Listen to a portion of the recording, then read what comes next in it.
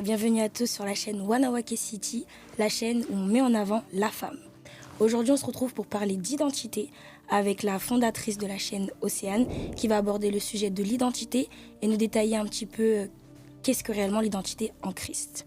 Bonjour Océane. Bonjour Keïla. Comment tu vas? Très bien, et toi? Ça va très très bien.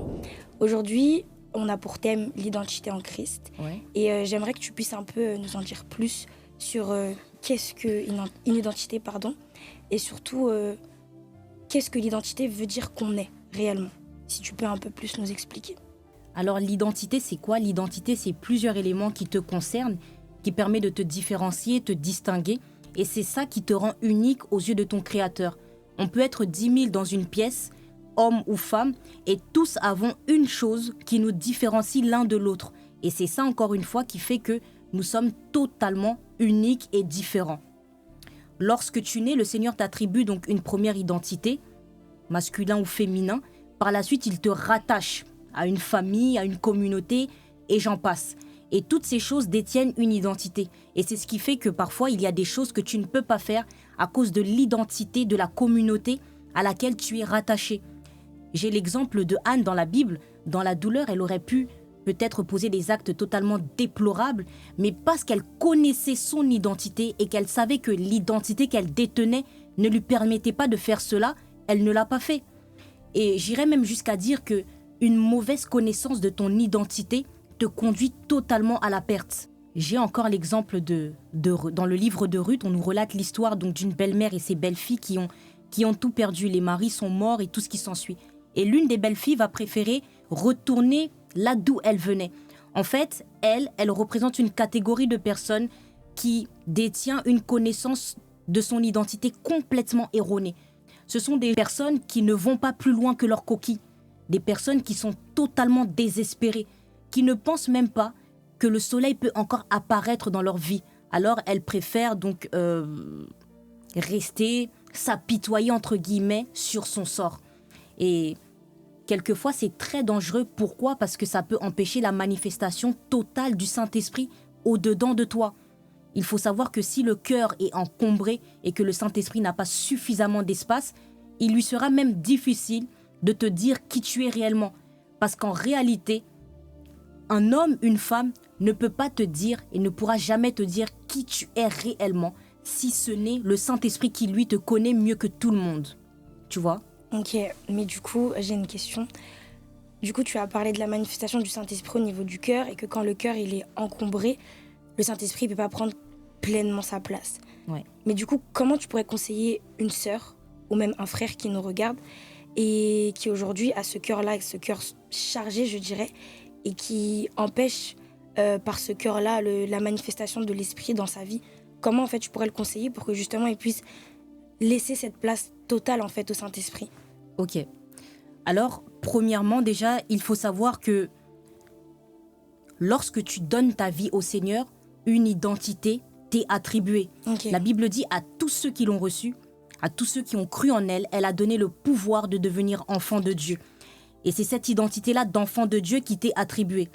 Dans cette identité, il y a une ressource qui est rattachée à celle-ci, c'est le Saint-Esprit, la personne du Saint-Esprit. Et il y a des capacités encore rattachées à celle-ci, qui sont les pouvoirs d'enfant de Dieu. Par là, qu'est-ce que je veux dire? Je veux dire que en tant qu'enfant de Dieu, donc notre identité d'enfant de Dieu réclame premièrement l'intimité avec le Saint-Esprit. Okay. Parce qu'une vie chrétienne sans la plénitude du Saint-Esprit, c'est totalement impossible. Dans Exode 27, le Seigneur va dire à Moïse, tu ordonneras aux enfants d'Israël d'alimenter d'huile les lampes qui se trouvaient dans le tabernacle. J'ai collé ce verset avec le verset qui nous dit « Votre corps est le temple du Saint-Esprit ». Le Saint-Esprit au-dedans de nous, et cette lampe qui se trouvait dans le tabernacle, donc cette lumière qui permettra de t'éclairer et d'agir comme le Seigneur aimerait que tu agisses. Mais si le Saint-Esprit au-dedans de toi est mal nourri, n'a pas suffisamment d'espace comme ce que je disais, il lui sera difficile d'agir convenablement. Okay. L'huile, en fait, qui représentait l'alimentation des lampes dans le tabernacle, représente la nourriture, l'alimentation du Saint-Esprit. Je vais maintenant répondre à ta question. Donc, comment une personne peut totalement laisser l'espace au Saint-Esprit? C'est lâcher prise. Amen. Tout à l'heure, je parlais de Orpa, je disais qu'elle représente une catégorie de personnes donc, qui ne vont pas plus loin que leur coquille. Ce sont des personnes qui n'arrivent même pas à lâcher prise. Des personnes qui ont vécu tellement d'expériences difficiles, douloureuses, qui maintenant ont peur même du futur et de tout ce qui peut se passer. Elles ont peur de revivre ce qu'elles ont vécu, alors elles préfèrent tout contrôler. Mais le problème, c'est que lorsqu'on veut tout contrôler, c'est comme si on disait au Saint-Esprit que tu n'es pas... Tu n'es pas assez fort quoi, pour gérer. Clairement, voilà, Ok. c'est ça. Donc, il va falloir, premièrement, lâcher prise. Et la thématique qu'on est en train de traiter, donc l'identité avec le thème « Que dis-tu que je suis ?» Aujourd'hui, je ne suis pas venue répondre à cette question, dire que la femme est telle, la femme est ci ou autre. Mais je suis plutôt venue pousser une personne à entrer dans la présence du Seigneur et aller lui demander « Qu'est-ce que tu dis que je suis ?» Amen. Aller aussi vider son cœur dans la présence du Seigneur. Parce que, en réalité, les hommes, peu importe leur poste, que ce soit psychologue, docteur, médecin ou autre, n'auront jamais la capacité d'ôter la plaie.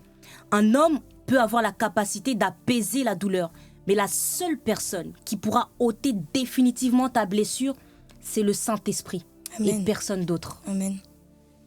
Du coup, j'avais une toute autre question aussi, parce qu'on a beaucoup parlé du fait qu'on était... Enfin, notre première identité, c'est d'être enfant de Dieu. Ouais. Mais du coup, tout à l'heure, tu as parlé de l'exemple de Anne, et tu as dit une phrase qui est restée dans ma tête. Tu as parlé du fait que lorsqu'on ne connaît pas son identité, ça, entre guillemets, ça nous pousse à tout perdre.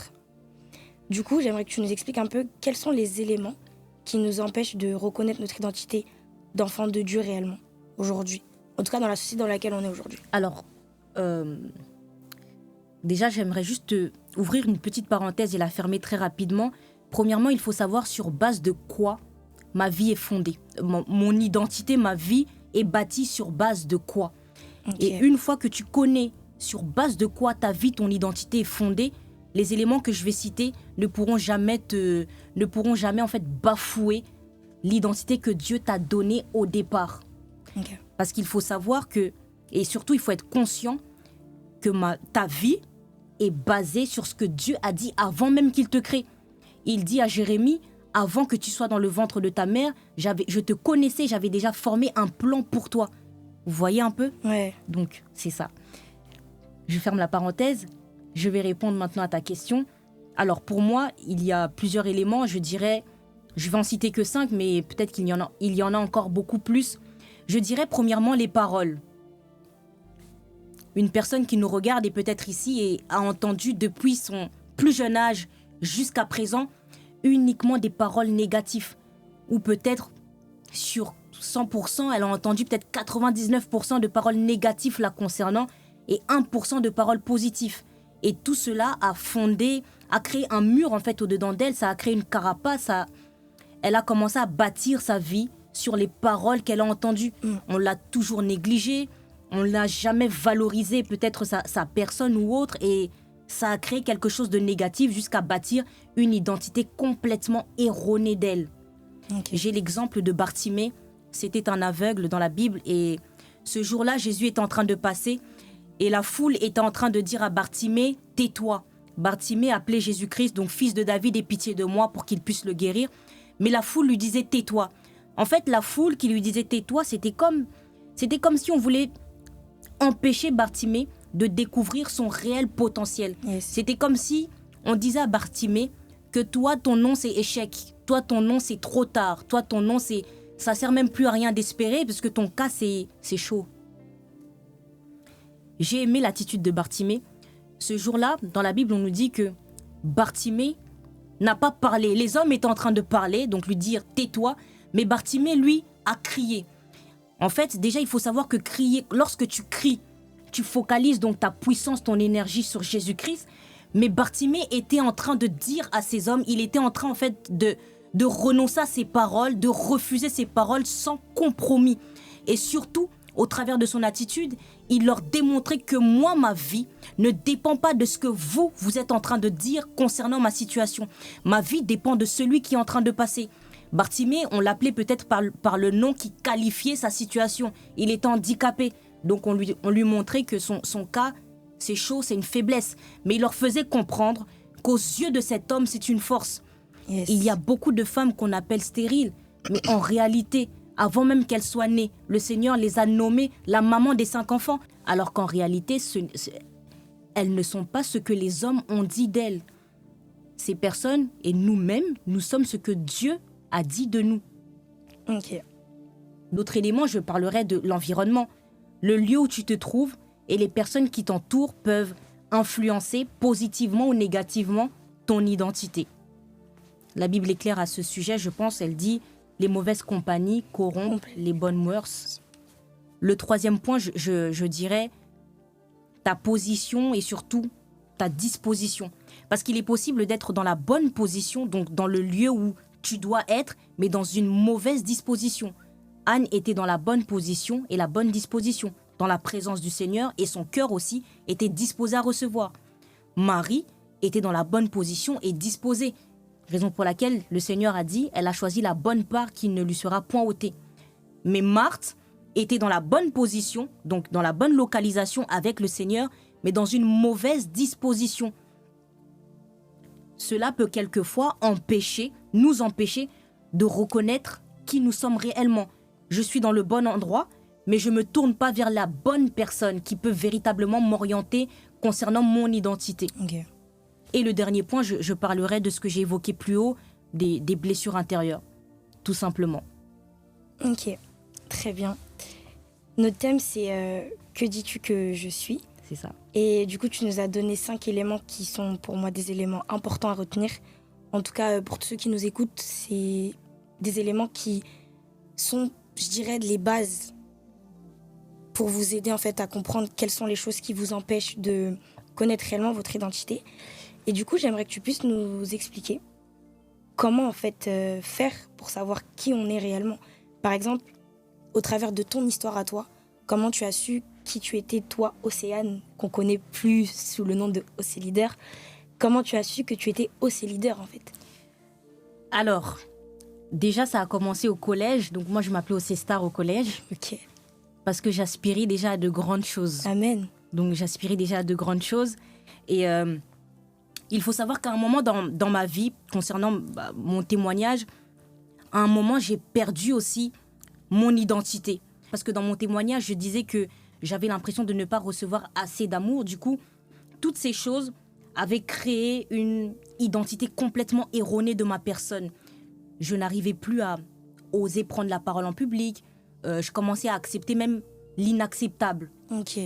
Parce que je pensais que c'était normal que moi, on me fasse ça, vu que mon identité était complètement erronée. Ok. Donc, je grandis avec cela.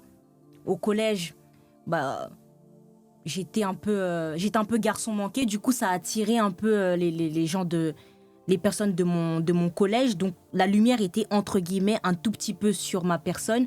Et du coup, je commençais à me nommer Océstar et tout ce qui s'ensuit. Mais j'avais quand même, au plus profond de moi, ce manque de confiance, cette identité qui était un peu... qui était floue. Et c'est en grandissant avec le temps que je suis donc partie fouiller auprès du Seigneur. Et il faut savoir que ma réelle identité, je l'ai connue en 2022. Ok. Donc, il y a eu quand même... Voilà, c'est ça. Il y a eu du temps. Ouais, quand même.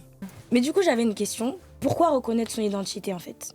J'aimerais donner l'exemple ici de Esther pour répondre concrètement à ta question, pourquoi c'est important de reconnaître l'identité. Dans Esther 6:13, Aman part voir sa femme et lui dit que ça s'est mal passé concernant le plan qu'il avait monté pour Mardoché. Et sa femme va lui dire quelque chose de très intéressant. Elle va lui dire, si Mardoché devant lequel tu es en train de tomber est de la race des Juifs, alors tu ne pourras rien contre lui.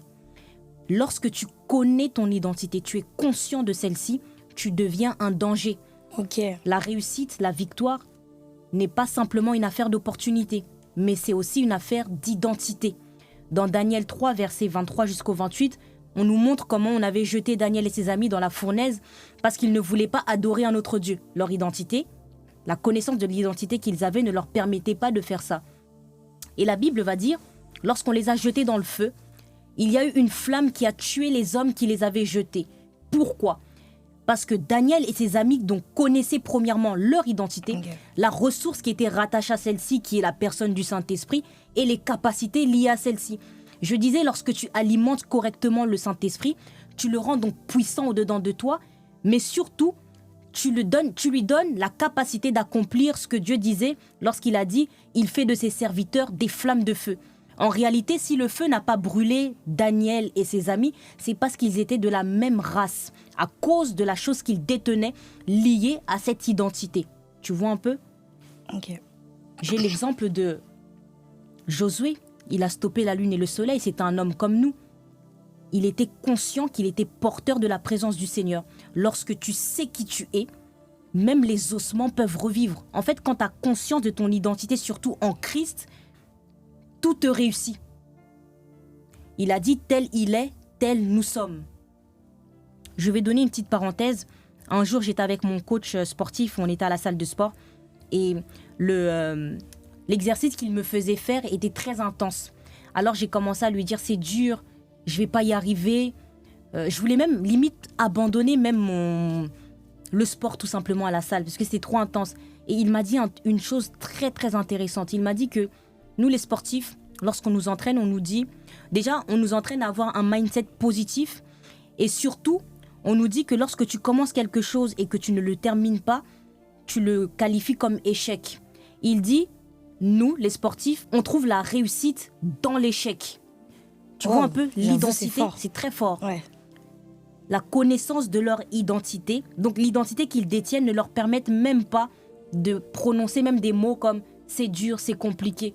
Et pourquoi je te donne cet exemple là tout de suite, c'est parce que aujourd'hui, au travers de cette vidéo, donc l'identité, que dis-tu que je suis, j'aimerais que cette année, nous les femmes, donc Wanawake, nous puissions avoir un mindset totalement positif, qu'on puisse réellement bannir les mots négatifs de notre vocabulaire. Cette année, il n'y a plus de je ne vais plus y arriver, mais ça va marcher.